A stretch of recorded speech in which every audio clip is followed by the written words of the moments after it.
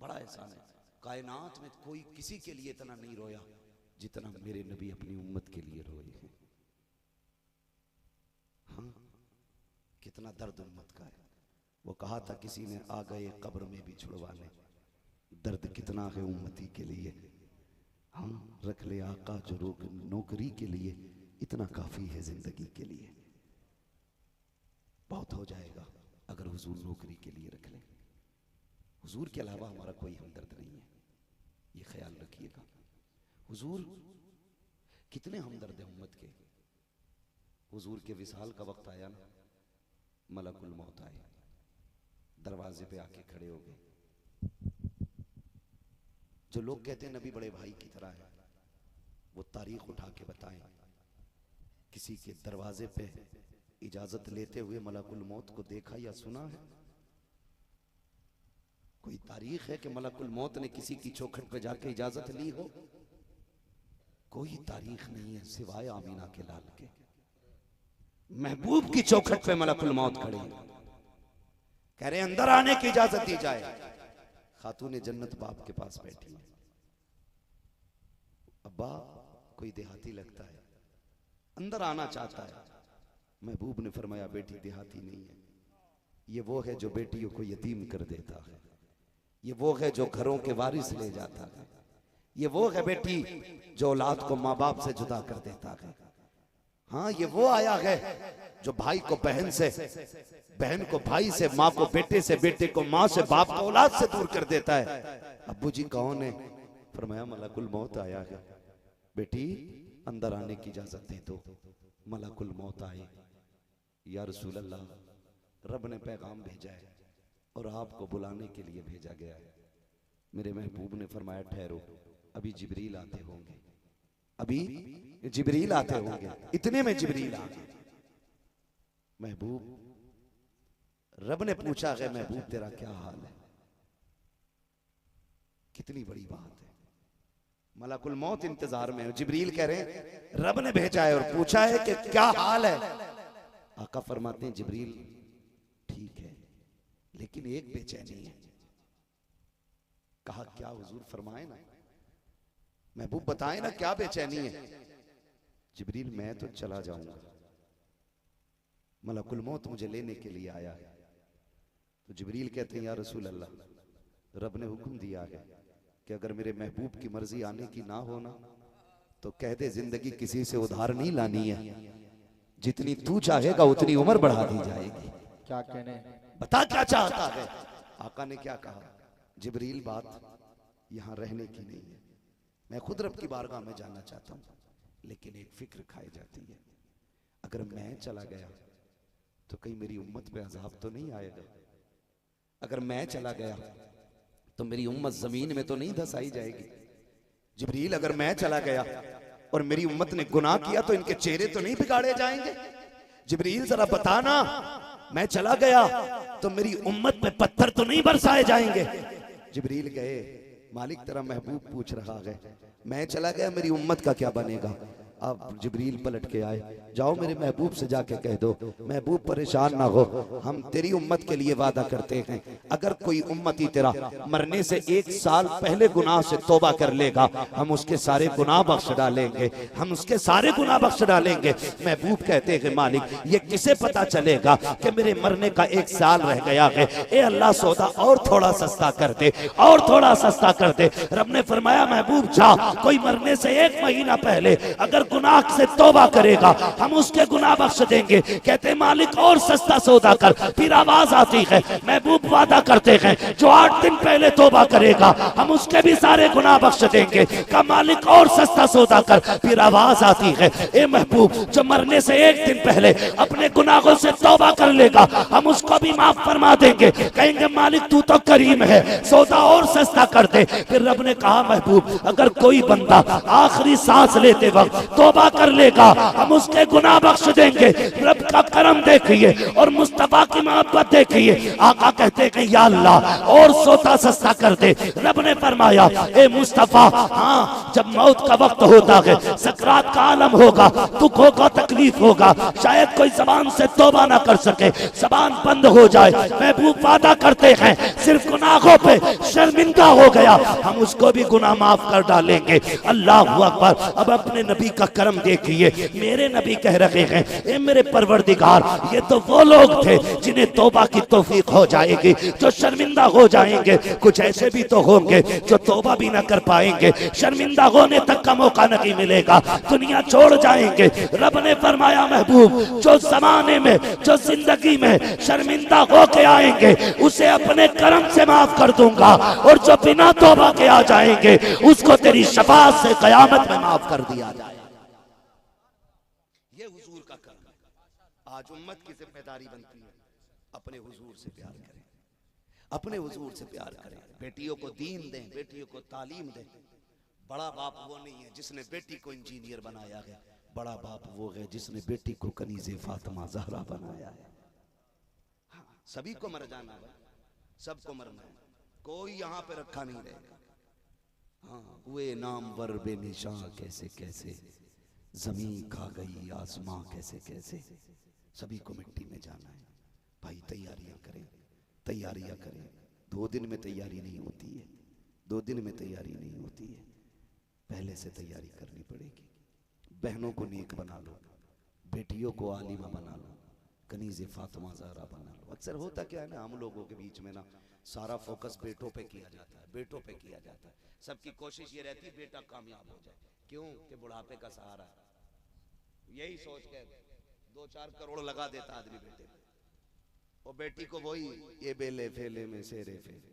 चल क्यों कहते हैं ये तो पराए घर जाना है, इसलिए बेटी पे गौर नहीं किया जाता। तुम नहीं जानते,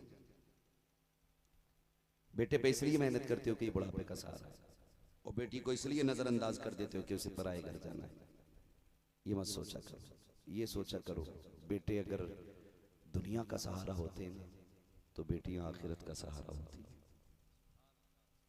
बेटियां आखिरत का सहारा होती हैं। बेटियों के हुकूक हैं आपके ऊपर, हक है बेटी का। डायरेक्ट निकाह करने वाला जन्नती नहीं है। बेटी के 3 हक हैं आपके ऊपर। नंबर 1, बेटी पैदा हो, उसका नाम अच्छा रखो। नंबर 2, उसे तालीम अच्छी दो, तरबियत उसकी अच्छी हो। नंबर 4, फिर उसको इज्जत से अपने घर से रुखसत करो। जिसने ये 3 काम पूरे कर लिए, महबूब फरमाते हैं वो अकेला नहीं रहेगा, मेरा हाथ पकड़ के जन्नत में दाखिल होना है उसको। तो आखिरत के लिए तैयारियां करें। और ये जो फितना फैल रहा है ना, इर्तिदाद का फितना हो या बेगैरती का फितना हो, दीन से फिरने का फितना हो, ये सिर्फ इस बुनियाद पे हमने बेटियों को दीन नहीं सिखाया। अगर हम बेटियों को दीन सिखा देंगे, इश्क इनके सीने में आ जाएगा ना, फिर किसी की बेटी मुर्तद नहीं होगी, बेशक फिर किसी की बेटी मुर्तद नहीं होगी। हाँ, सरकार रईसुल अत्किया फरमाते हैं कि इसका सिर्फ सच्चे बाप का एक ही तरीका है कि अपनी बच्चियों को मुस्तफा का इश्क सिखाओ, इश्क सिखाओ। जब इश्क सीने में आ जाएगा ना, तो दुनिया का कोई कुत्ता इन्हें गाड़ी का लालच देके, सोने का लालच देके खरीद नहीं सकता है। अगर तेरी मेरी बेटी कुरान की कारिया होगी, हदीसों की आलिमा होगी, दीन पढ़ा होगा, शरीयत सीखी होगी, बड़े से बड़ा कुत्ता अगर दौलत का ढेर लेके आएगा तो कहेगा जा चला जा। ये बेटी ठोकर मार के कहेगी, वो साफ इनकार कर देगी कि तुझे क्या लगता है हमें ये सोना खरीद सकता है, हम मुस्तफा के नाम पे बिक चुके हैं, अब दुनिया की कोई भी दौलत हमें खरीद नहीं सकते। सुभान अल्लाह। नारे तकबीर, नारे रिसालत, उलमाए अहले सुन्नत, मसलके आला हजरत, नारे तकबीर, नारे रिसालत। सुभान अल्लाह, सुभान अल्लाह। करेंगे इंशाअल्लाह ऐसा, पढ़ेंगे बेटियों, पढ़ाएंगे बेटियों को, बोलो पढ़ाएंगे इंशाअल्लाह, इंशाअल्लाह दीन सिखाएंगे बेटियों को इंशाअल्लाह। बापों से एक गुजारिश है, आप बेटों को कुरान पढ़ा लो और साथ बेटी को कुरान पढ़ा लो। ये मुशाहिदा है हमारा, बेटा जब भी कुरान पढ़ता है ना, बंद किया रखा चला गया, लेकिन बेटी जब भी कुरान खोल के बैठेगी और तूने उसे पढ़ाया होगा ना, तो उसे कुरान के सफ़हात में बाप का चेहरा नजर आएगा। सुभान अल्लाह। जब भी वो कुरान रखेगी ऐसे नहीं रखेगी, जब कुरान बंद करेगी मालिक मेरे बाप को जन्नत अता फरमा देना, उसने मेरे लिए तालीम के रास्ते आसान किए, अल्लाह मेरे बाप को जन्नत अता कर देना। ये फायदा होता है बेटियों को पढ़ाने का। पढ़ाएं बेटियों को। मैंने पहले ही बात कह दी है, बेटे दुनिया का सहारा होते हैं, बेटियां आखिरत का सहारा होती हैं। और ये सोच के उन्हें लावारिस न करना कि बेटी पराया धन होती है, पराया धन होती है। बेटियां रोती रहती हैं सोच के कि हमारा क्या है। बाप कहता था पराए घर जाना है, ससुराल गई तो वो कहते हैं पराए घर से आई है। ये बताओ इसका अपना घर कौन सा है? अपना घर कौन सा है? मेरे भाइयों, आपसे इतनी गुजारिश है, बेटियों को इज्जत से रखा करो, मोहब्बत से रखा करो। इन्हें परदेश का एहसास मत होने देना, इन्हें पराया का ख्याल तक मत आने देना। बेटियों को कभी एहसास मत होने देना कि वो पराई है। अपनी बेटियों को ना मोहब्बत से रखा करो। जब कोई बेटी पे हाथ उठाता है ना, मुझे बड़ी तकलीफ होती है।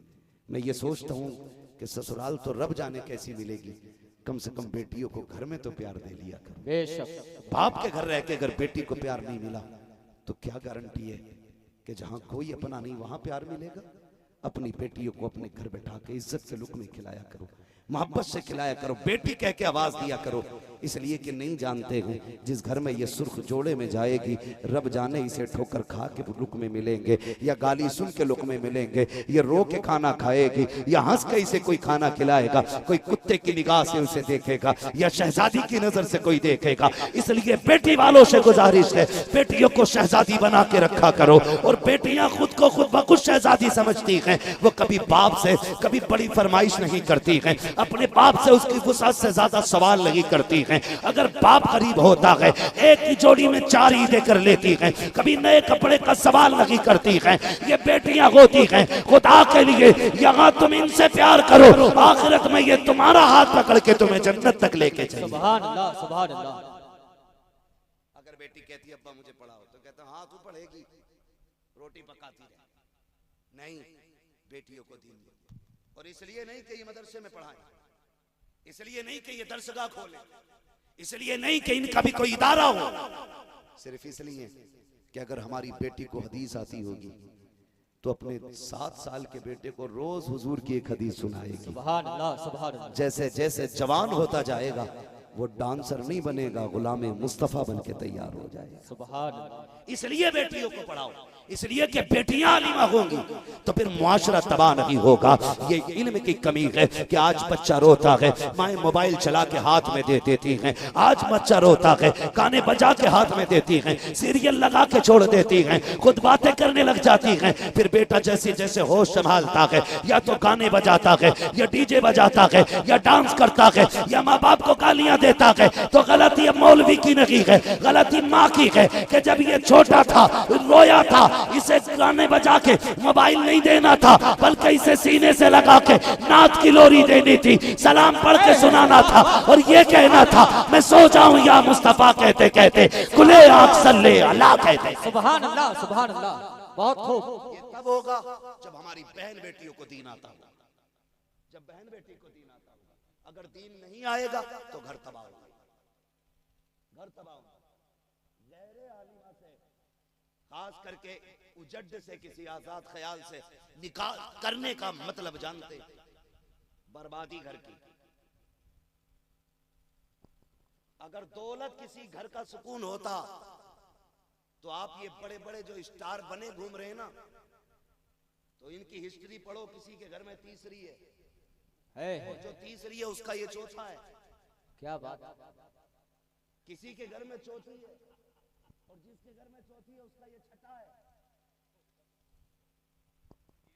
सही। ये पैसे वालों की कहानी बता रहा हूं आपको, पैसे वालों की कहानी है ये।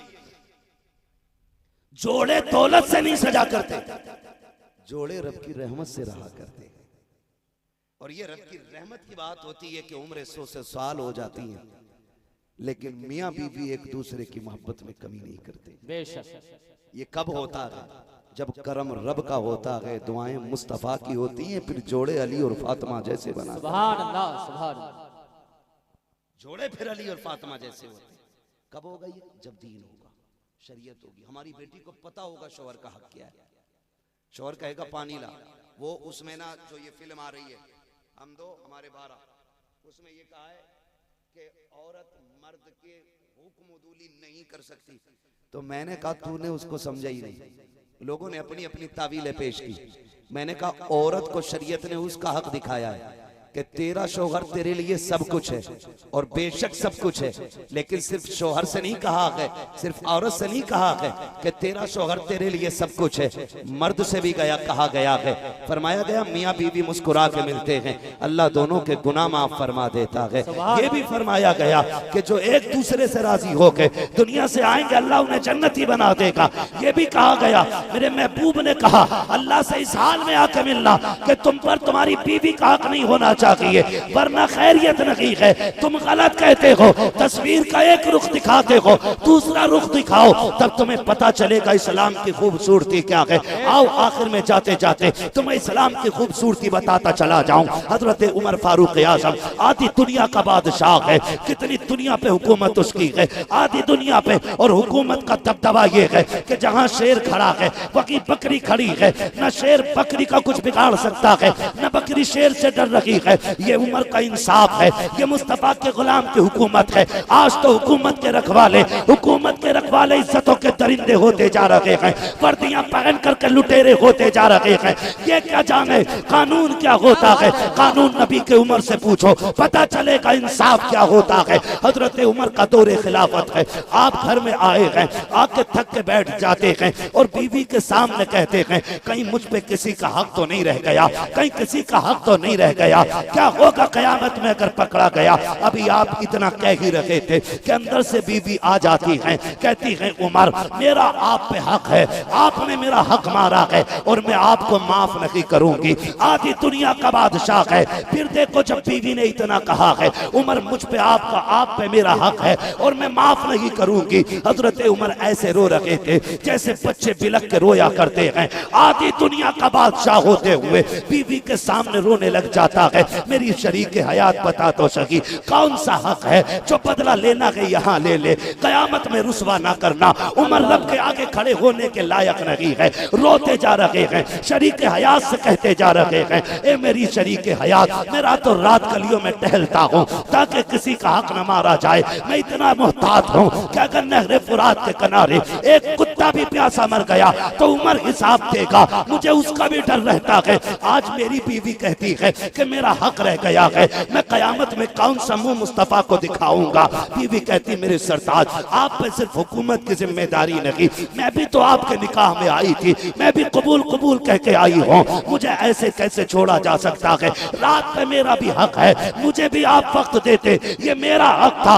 अल्लाह अकबर इतना कहा है, रोने लग जाते हैं, कहते हैं खातून क्या किया जाए, सल्तनत बड़ी है, जिम्मेदारियां बड़ी हैं, मैं तेरा हक पूरा नहीं कर पा रहा हूँ, मुझे माफ कर दे। बीवी ने कहा था एक शर्त पे माफ किया जाएगा। कहा कौन सी शर्त है। उमर वादा करो अगर जन्नत में जाओगे तो अकेले नहीं जाओगे, साथ लेके जाओगे, जन्नत में मेरे साथ रहोगे। अल्लाह अकबर। उमर ने रोते रोते वादा किया है। ओ यार आधी दुनिया का बादशाह औरत से रो के राजी कर रहा है, तुमसे किसने कह दिया औरत को जिल्लत दी है इस्लाम ने। खुदा की कसम जो इज्जत इस्लाम ने दी है औरत को वो किसी धर्म ने दी ही नहीं। सुभान अल्लाह, सुभान अल्लाह, माशाअल्लाह, बहुत खूब।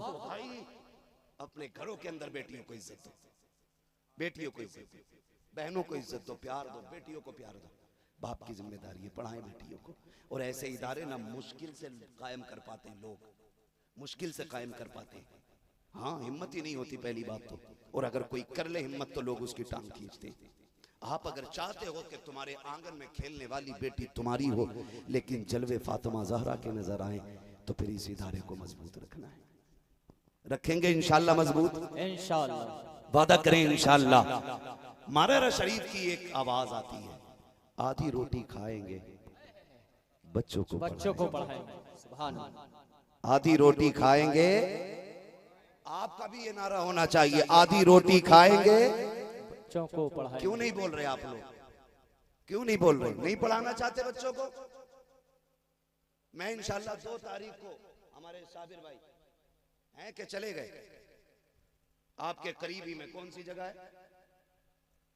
पास ही में, सुल्तानपुर के पास ही में जगह है, वहां पे 2 जुलाई को इंशाल्लाह आना है।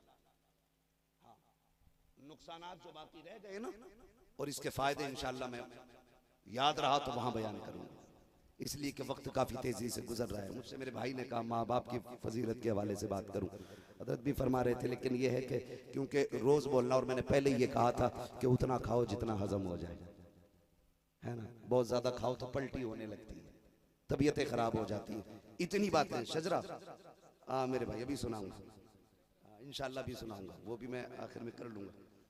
प्रधान जी बैठे हुए, कौन से प्रधान जी? अच्छा माशाल्लाह, अल्लाह सलामत रखे। ये देखिए दीनदारी होनी चाहिए, प्रधानी अलग मनसब है, हुकूमत अलग मनसब है, हुजूर की गुलामी सबसे पहला मनसब होता है, बेशक सुभान अल्लाह, सबसे पहला मनसब होता है। प्रधान जी बैठे हुए, इसका मतलब यह है कि दीनदार आदमी है, दीनदार आदमी है। तो यकीनन जितने यहाँ बैठे, मैंने पहले ही कहा था, पहले बंदे से लेकर के आखिरी बंदे तक सारे हुजूर के गुलाम बैठे, सुभान अल्लाह। और यहाँ कोई अपनी मर्जी से नहीं आया, सारे हुजूर के बुलाए हुए आए हुए, सारे हुजूर के बुलाए हुए, और होने भी क्यों नहीं चाहिए। हाँ, क्यों? महबूब की महफिल को महबूब सजाते हैं, आते हैं वही जिनको सरकार बुलाते हैं, है ना, सरकार बुलाते हैं। तो कोशिश ये करनी है ना, अपने बच्चों को पढ़ाना। आधी रोटी खाएंगे, बच्चों को पढ़ाएंगे, जब तक नीचे से पूरी आवाज नहीं आए कि मैं शजरा नहीं पढ़ने वाला हूं, मैं भी बहुत पक्का था। हाँ, अगर आप मेरे इस वादे पे वादा करें तो फिर मैं आपको शजरा सुनाता हूं। सुभान अल्लाह। आधी रोटी खाएंगे, आधी रोटी खाएंगे, जो बच्चे वो भी ये कह सकते हैं अल्लाह उनके आने वाली दौर में उन्हें नेक औलाद अता फरमाए, और फिर वो अपनी औलाद को हुजूर के दीन का खादिम बनाए, है नहीं करें, वादा करें सारे। आधी रोटी खाएंगे, बच्चों को पढ़ाएंगे, आधी रोटी खाएंगे, बच्चों को पढ़ाएंगे। जितनी जोर से तुमने कहा उतनी जोर से मैं शजरा सुना दूं, बस फिर तो नहीं कहोगे आवाज ना रही। सुल्तानपुर वालों, आखिर में आके साथ तो दे दो, इतनी जल्दी हिम्मत कैसे हार रहे हैं, जरा कहे मेरे साथ। आधी रोटी खाएंगे, बच्चों को पढ़ाएंगे, सलामत रहे, आधी रोटी खाएंगे। इसका ये मतलब है कि हम अपने शौक कम करके वो पैसा तालीम पे लगाएंगे इंशाअल्लाह। प्रधान जी, आप सिर्फ 5 साल प्रधान ना बने, जब तक जिंदा रहे तब तक के प्रधान रहे, आमीन। ठीक है। मैं इस ये दान पत्र में डाले हुए वोटों की प्रधानी की बात नहीं करता, मैं एक जिम्मेदारी की बात कर रहा हूँ। अल्लाह ने आपको मनसब दिया है ना, आप पूरी बस्ती पे नजर रखें। कोई गरीब बच्चा पढ़ना चाहता हो ना, उसे अपने घर से पढ़ाएं, और फिर देखें अल्लाह तुम्हें कितनी बरकतें अता फरमाता है। ये असल प्रधानी होती है। यहाँ की जितनी प्रधानी है ना, ये ऊपर ही रखी रह जाएगी। असल प्रधानी तो कब्र के अंदर की प्रधानी होती है, और कब्र के अंदर की प्रधानी ये है कि लहद में इश्क रुखे शह का दाग लेके चले, अंधेरी रात सुनी थी चराग लेके चले, तेरे गुलामों का नक्शे कदम है राह खुदा, वो क्या भटक सके जो ये सुराग ले। अल्लाह करे ये प्रधानी सबको नसीब हो, सबको ये प्रधानी नसीब हो। ऑपरेटर साहब जरा इसको अब आवाज दो, मैं इन बच्चों की फरमाइश पूरी करूं, हुजूर का शजरा सुना दूं, जरा बोल दे सुभान अल्लाह। थक गए क्या मेरे भाई? थके नहीं है ना? हाँ, बस जरा बोल दे सुभान अल्लाह और जोर से। ये ऐसे नहीं है जो सामने वाले लोग हैं ना, जरा आगे बैठे हुए नौजवान मेरे भाई है, अल्लाह सबको जन्नती बना दे, माँ बाप का फरमाबरदार बनाए, सबको अल्लाह तरक्कियां दे, कामयाबियां दे। बैठे हुजूर की महफिल में, अल्लाह आपकी मोहब्बतों को सलामत रखे। फिर वैसे ही जरा साथ में जरा बोल दें आप लोग सुभान अल्लाह। सुभान अल्लाह। हाँ, मेरा हाथ उठेगा ना तो फिर आपको सुभान अल्लाह कहना। समझ जाना मौलवी को सांस की जरूरत पड़ गई है, इसलिए इसने हाथ उठाया, ठीक है जी, समझ जाइएगा। जरा कह दे सुभान अल्लाह। सुभान अल्लाह। आदम के बेटे शीश, सुभान अल्लाह। चच्चा डंडी ना मारिए, देखिए मुझे शुरू करा के हाथ नीचे छोड़ दिया आपने, ऐसा ना करें, बराबर साथ देना, और हाथ का इशारा हो तो फिर सबको कहना सुभान अल्लाह। जोर से जरा। आदम के बेटे शीश, शीश के बेटे यानस, यानस के बेटे कैनान, कैनान के बेटे मैलाइल, मैलाइल के बेटे ब्यारत, ब्यारत के बेटे इदरीस, इदरीस के बेटे मुतवशिक, मुतवशिक के बेटे लबकने के नाम, लबकने के नाम के बेटे नूह, नूह के बेटे साम, साम के बेटे जुल्हाद, जुल्हाद के बेटे शाले, शाले के बेटे आबिर, आबिर के बेटे दाता, दाता के बेटे रावा, रावा के बेटे सारू, सारू के बेटे नाखुर, नाखुर के बेटे तारिक, तारिक के बेटे इब्राहिम खलीलुल्लाह, इब्राहिम खलीलुल्लाह के बेटे इस्माइल ज़बीहुल्लाह, इस्माइल ज़बीहुल्लाह के बेटे केदार, केदार के बेटे अवाम, अवाम के बेटे अमल, अमल के बेटे साबित, साबित के बेटे सलमान, सलमान के बेटे रईसा, रईसा के बेटे इलियासा, इलियासा के बेटे ओदोद के बेटे हव्वा, हव्वा के बेटे अदनान, अदनान के बेटे मोहित, मोहित के बेटे नदान, नदान के बेटे मुदिर, मुदिर के बेटे इलियास, इलियास के बेटे मुदरिका, मुदरिका के बेटे खदीमा, खदीमा के बेटे किनाना, किनाना के बेटे नदर, नदर के बेटे मालिक, मालिक के बेटे फार, फार के बेटे गालिब, गालिब के बेटे लुई, लुई के बेटे काब, काब के बेटे मुर्रा, मुर्रा के बेटे किलाब, किलाब के बेटे कुसै, कुसै के बेटे अब्दे मनाफ, अब्दे मनाफ के बेटे हाशिम है, हाशिम के बेटे अब्दुल मुत्तलिब है, अब्दुल मुत्तलिब के बेटे अब्दुल्लाह है, अब्दुल्लाह के बेटे मोहम्मदुर रसूलुल्लाह। नारे तकबीर, नारे रिसालत, नारे रिसालत, अज़मत मुस्तफा कॉन्फ्रेंस, फैज़ाने बिलग्राम शरीफ, नारे तकबीर, नारे रिसालत। बैठ जाए, बैठ जाए, अल्लाह को सलामत रखे, बैठ जाए, अल्लाह को सलामत रखे, बैठ जाए। ये सुन्नी होते हैं, ये सुन्नी होते हैं। दुनिया हैरत में रहती है, अगर ये नाम पे इतने जज्बात में आ जाते हैं, फिर उनकी इज्जत की बात आएगी तो कितने जज्बे रखते हैं।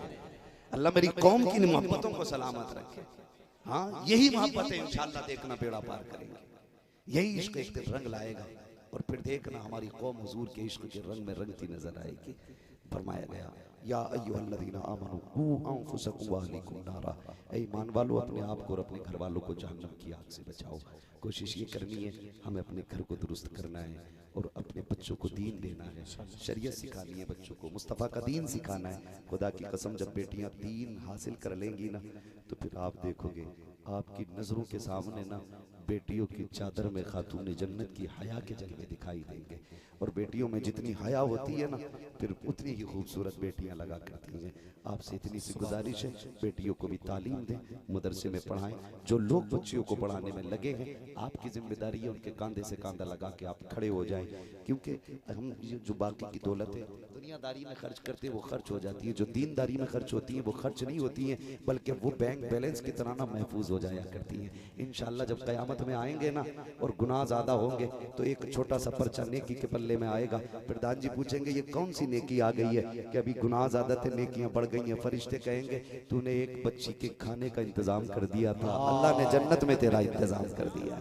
हाँ, तो ये एक मैंने मिसाल के तौर पे नाम लिया। अल्लाह करे हर बंदा ये कोशिश करे कि एक बच्चा कम से कम साल भर मेरी तरफ से पढ़ता रहे, साल भर मेरी तरफ से पढ़ता रहे। और आपको एक बात बता जाऊं, बड़ी बात है, मुफ्ती साहब तवज्जो फरमाएं, तमाम तर उलमा की तवज्जो दरकार है।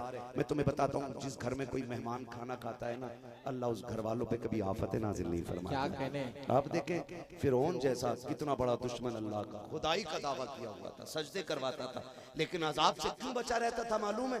सिर्फ एक काम था उसका कि वो अपने दस्तरखान पे लोगों को खाना खिलाता था, खाना खिलाता था, इसलिए अजाब से बचा रहता था। अल्लाह बड़ी गैरत वाला है। हाँ, इज्जतों वाला भी रब है, गैरत वाला भी रब है, हया वाला भी रब है। इतना गैरत वाला कि उसके दस्तरखान पे उसके भूखे बंदे खाते थे, वो अजाब नहीं देता था उसे। फरमाया गया जिस दिन वो दरियाए नील में गर्क हुआ ना, उस दिन किसी ने उसके दस्तरखान पे खाना ही नहीं खाया था। मुफस्सिरीन फरमाते अगर आज भी कोई खाना खा लेता ना तो वो आज भी डूबने से बच जाता।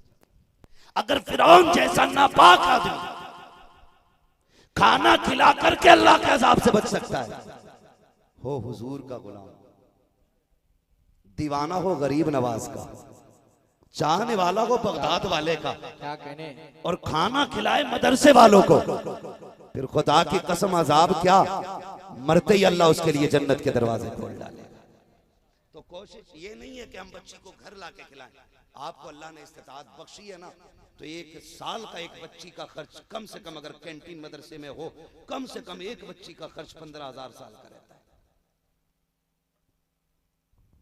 हाँ, अगर 200-300 बच्चियां हैं तो इतना खर्च कम से कम एक बच्ची का आता है। तो कोशिश ये करें, अल्लाह ने दौलत दी है ना, मुफ्ती साहब के हाथ में मुट्ठी बंद करके 15,000 दे, 20,000 दे कि जी मेरी तरफ से एक साल का एक बच्ची का खर्चा लगा दे, एक साल का मेरी तरफ से लगा दे, फिर देखे खुदा की कसम रहमतें भी मिलती चली जाएंगी, जन्नत भी मिलती चली जाएंगी। सुभान अल्लाह। और नौजवानों आपसे गुजारिश है, आप परदेश रहते हैं ना, कमाते हैं, दूर रहते हैं, खतरा रहता है। जितने मेरे भाई प्रदेश में रहते हैं, अपने घर वालों के लिए, अपनी बहनों के लिए, परिवार के लिए मेहनत करते हैं, प्रदेश में रहते हैं, अल्लाह मेरे उन भाइयों को सलामत रखे। बड़ी कुर्बानियाँ उनकी रहती हैं। अपने शौक अपनी खुशियाँ कुर्बान करके अपने परिवार को खुश रखते, बहुत बड़ा एहसान होता है। उनका एहसान मानना भी चाहिए, क्योंकि सब कुछ छोड़ के बंदा परदेश में रहता है। आपसे मेरी गुजारिश है, कभी कभी खबर आती है बंदा परदेश में छत से गिर के मर गया, एक्सीडेंट से मर गया, बड़ा दुख होता है। किसी का एक्सीडेंट हो गया, हादसा हो गया, तकलीफ होती है। मेरी आपसे गुजारिश है, जहाँ भी रहा करें ना, अपनी कमाई का कुछ हिस्सा ना इसी तरह के इदारों को देते रहा करें, इसलिए कि अगर कभी कभार पैर फिसल भी जाएगा ना, तो इंशाअल्लाह कुरान पढ़ने वालों की दुआएं तुम्हें बचा के ले जाएंगी। इसलिए नौजवानों से गुजारिश है, अपनी कमाई में कुरान वालों का, दीन सीखने सिखाने वालों का हिस्सा रखिए, गरीबों का हिस्सा रखिए, ज़रूरतमंदों का हिस्सा रखिए। बस जो हुए गलत उनको माफ़ फरमाए रब कायनात। ज़िंदगी ने दिया साथ, फिर होगी मुलाकात। चमन रहा फूल खिलेंगे, ज़िंदगी रही फिर मिलेंगे। मुसाफिर हम भी, मुसाफिर हो तुम भी, किसी मोड़ पर फिर मुलाकात होगी। फ़कीरान आए सदा कर चले, सदा खुश रहो ये दुआ कर चले। सारे लोग कलमा शरीफ पढ़ लीजिए, ला इलाहा इल्लल्लाह। और जोर से ला इलाहा इल्लल्लाह मुहम्मदुर रसूलुल्लाह।